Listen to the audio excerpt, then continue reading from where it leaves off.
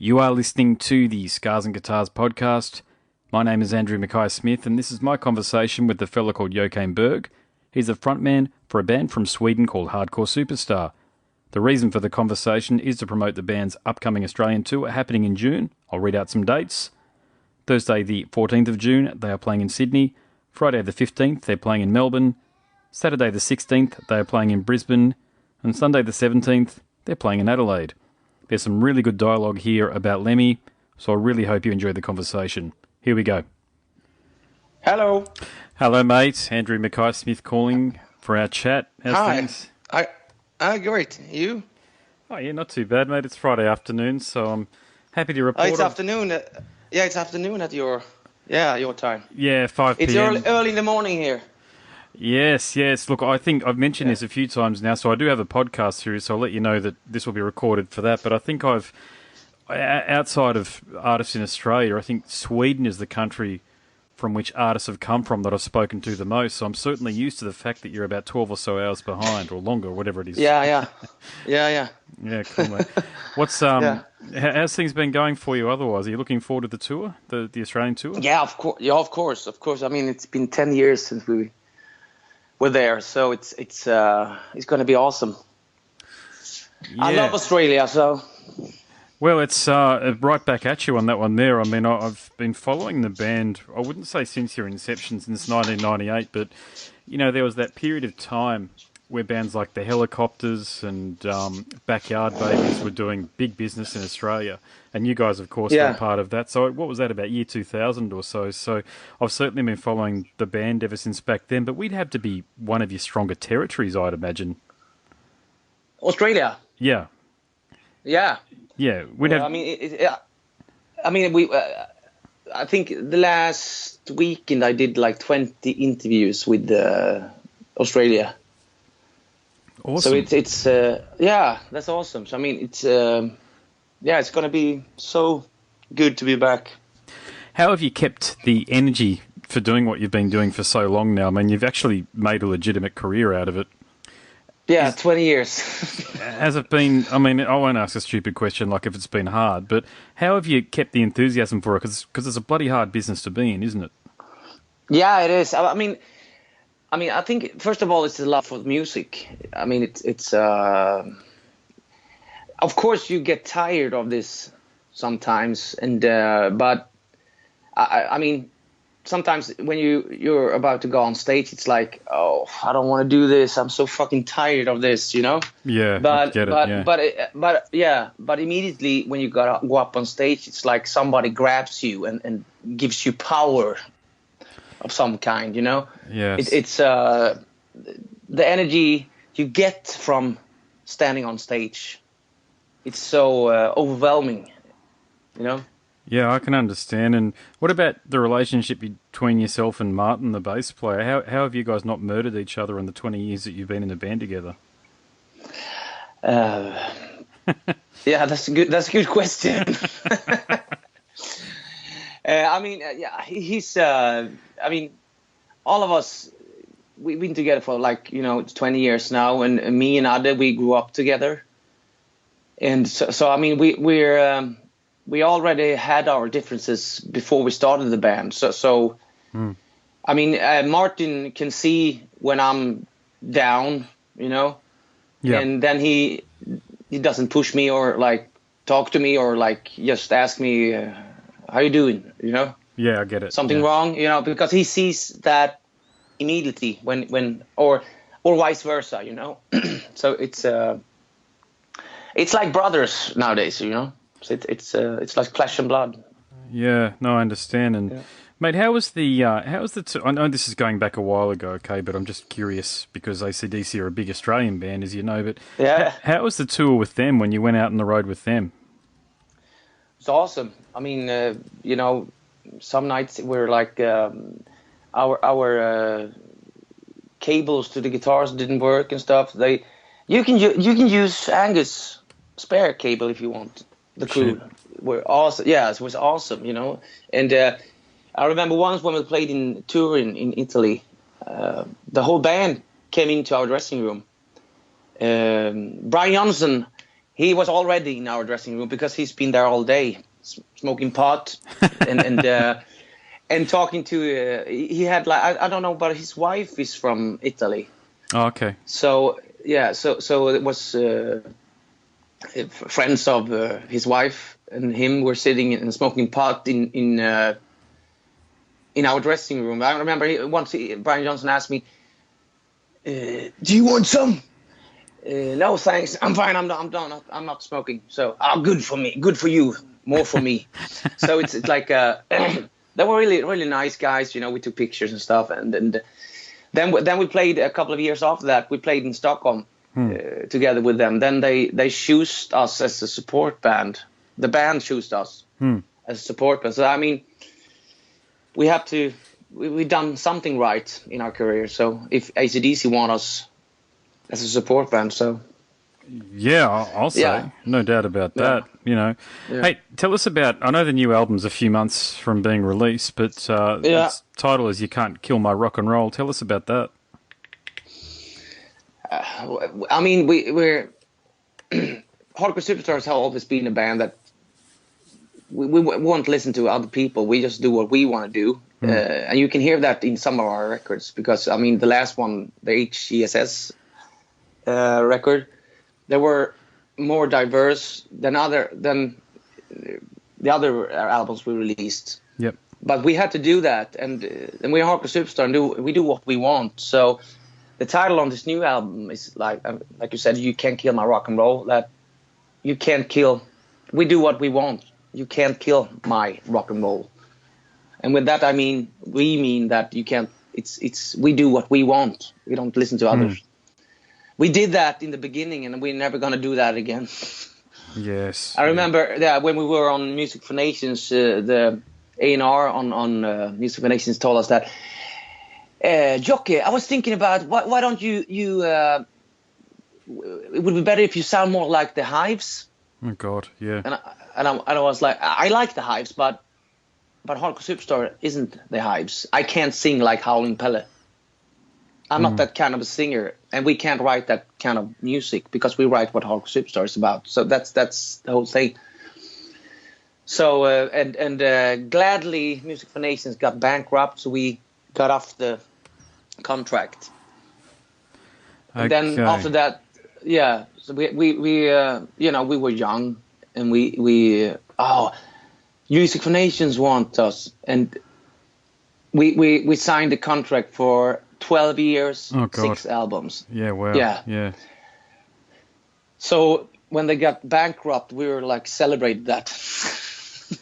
Yeah, I mean that's a heck of those contracts. I think are a thing of the past these days. You know, they've got the 360-degree contracts which lock a management, albums, and the whole thing in. But a 6-album deal really is a bit like what Prince was tied into. Yeah. You know, so that nowadays we only sign 1 album and 1 option at the time. You know. Who are you with now? Who's the label? Gain Production. Gain Entertainment. I always thought that Fat Mike from NoFX would probably have reached out to you guys by now. I think that label, Fat Records, would be a good match for you guys. Has he ever had conversations with you? No. That surprises me. Yeah, it's just because of his attitude, I suppose, toward music and wanting to work with musicians. I read his bio and he was talking about only ever signing bands to Fat Records to 1-album deals because it's really got to be in the artist's favour, exactly.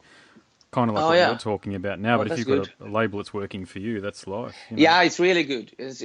So it's we're happy for now, and I mean we also on Sony, in Sony Red in the States. Oh, really? Okay. But the main record label is Gain Entertainment. Does Sony?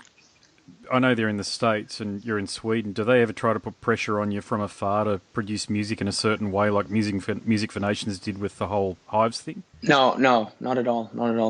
Because we made it clear that Hardcore Superstar is what Hardcore Superstar are. So, I mean, it's like we're doing the music, you sell the music.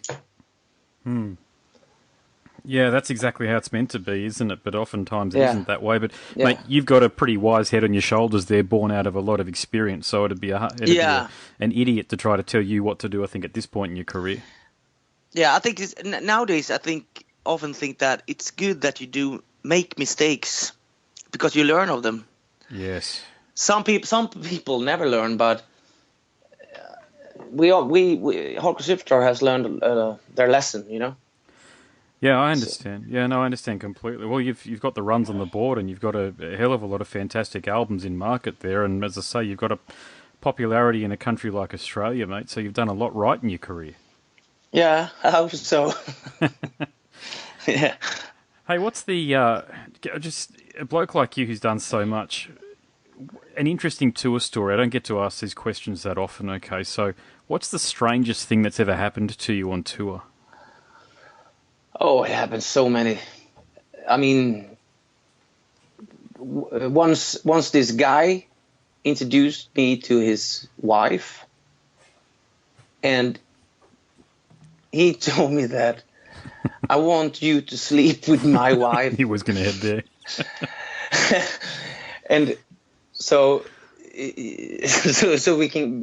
she can give birth to Oh, Jesus. our child, but it's so complicated. It's like, and I was like, what? No, I'm fine. I got 3 kids at home and a beautiful wife, so I'm fine. Thank you for the offer, but no. How stupid can you be? It's like, oh. And I mean, then strange moments. I remember once when it's I sat down. We were on tour with Motorhead. Nice. And I was sitting in our tour bus, and all of a sudden, my tour manager came up. I was lying in my bunk, and Sanje, who was our tour manager at that time, he said that, Jocke, you need to come down. What happened? Come down. Okay. So I went down, and there were Motorhead's tour manager standing there in the doorway, and he said that Lemmy wants you to come to his bus. Okay.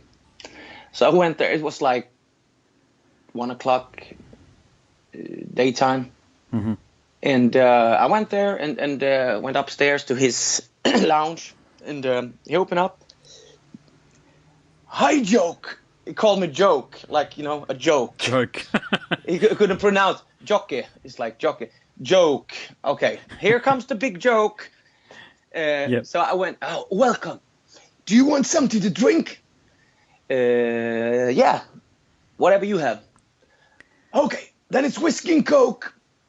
Fine for me. So he poured up like 70% in a beer glass. Oh, God. 70% with whiskey and 30% Coke. Yeah. And I was like, oh my God, it's 1:00. Okay, let's do this. And then we were sitting there for 4.5 hours drinking. And I get drunker and drunk. I was so drunk they had to carry me out. But after he died, I was thinking, I thought a lot about this moment I had with him for 4.5 hours. I mean, I was listening to, he did some country songs I was listening to, and the rockabilly stuff he was into. Oh, yeah. And we just sat down like 2 men talking, We talked about books, we talked about the Second World War, we talked about so many. And he was a really intelligent dude. Yeah. So, I mean, I think that's, as far as I can remember, before I got too drunk, it was one of my favorite, moments talking to a person. And, I mean, I can die now. Because there's not so many people who really had such a conversation with a legend.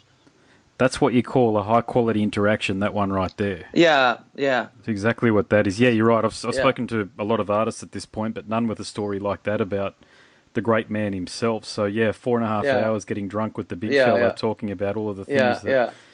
I mean... And we talked about drugs, and I never done drugs, and I never will start now. So, but everyone knows that he did. So, and he talked very intelligent about drugs. He said like, "Do you take drugs, speed and coke?" And no, I never done that, and I'm never gonna start. So good for you. That's a good decision.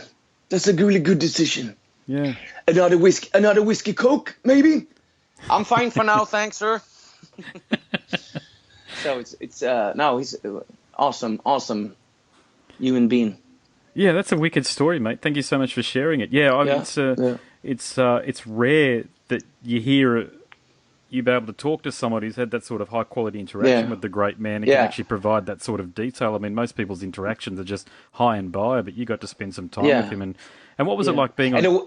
You're right, you go. And the weird thing, I must say this, the weird thing, 4 or 5 years after that conversation in the tour bus, I was we were in LA, Los Angeles.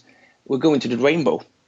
Mm-hmm. This was like 4 o'clock in the afternoon, and he was sitting there playing Pac-Man. Yeah. And I went towards to him and I said, "Hi, Lem, how you doing?" And he just turned around. I haven't seen him for 4 or 5 years. "Hi, Joke. Do you want another whiskey and coke?" Like time had stood still. So weird. Well, and then we talked again while he was playing Pac-Man. So it's That's spine tingling, dude. That really is. Yeah, it's it's. I mean, for him to remember who you were. I mean, of course, you went on tour together and all the rest of it. But to remember, I know he's not pronouncing your name correctly, but to remember who you are, and to your point, time freezing. I mean, he was obviously a bloke of very high intellect. Yes, as you've mentioned, he doesn't get credit for that. He doesn't. He just gets credit for the rock and roll thing, but not for his humanity. I don't think. I better leave it there, mate, because I don't know. I don't think I can top that by asking any more questions. Thank you so much for your time, and that's wonderful. Thank you. All right. All the best with everything, eh? See you in Australia then. Absolutely, brother. No worries. Yeah. Take care. Thanks a lot. Bye. Bye. You are listening to the Scars and Guitars podcast. My name is Andrew Mackay-Smith, and that was my conversation with the fellow called Joakim Berg. He's the frontman for a band from Sweden called Hardcore Superstar. Thank you so much for listening.